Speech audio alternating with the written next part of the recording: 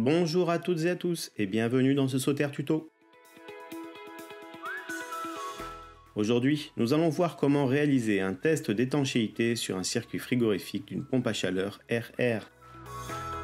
N'hésitez pas à vous abonner et à liker la vidéo, surtout si elle vous a été utile.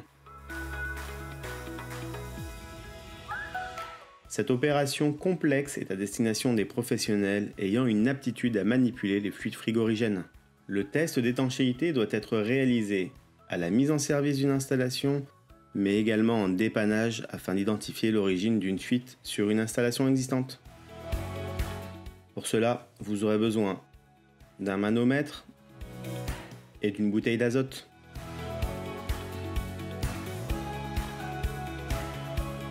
Commençons tout d'abord par raccorder le manomètre sur la vanne gaz du groupe extérieur.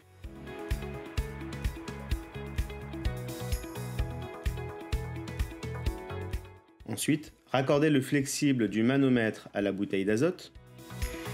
Vérifiez dans un second temps que les vannes du manomètre ainsi que des flexibles se trouvent bien fermées.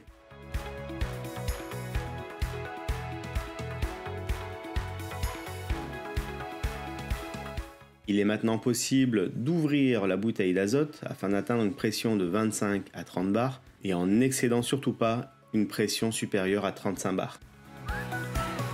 Il vous suffit ensuite d'ouvrir progressivement les vannes du manomètre et des flexibles en suivant le parcours jusqu'à la vanne gaz du groupe extérieur. Dans le cas d'une mise en service, le test consiste à mettre en pression les liaisons frigorifiques ainsi que l'unité intérieure pour s'assurer que les dudgeons ne soient pas fuyards. La durée de mise sous pression dépendra des conditions climatiques, des longueurs de liaison et de la pression que vous aurez choisie.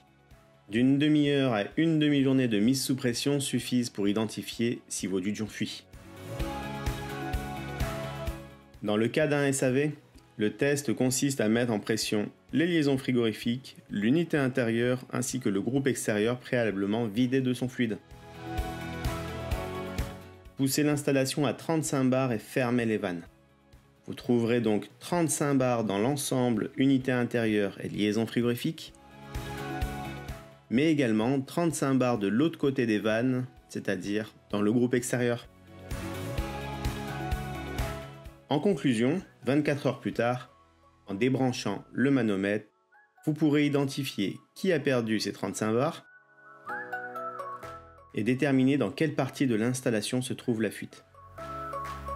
Si la pression chute sans ouvrir les vannes, la fuite se trouve dans l'ensemble unité intérieure et liaison frigorifique. Si la pression ne chute pas, il faut alors ouvrir les vannes pour contrôler le niveau de pression.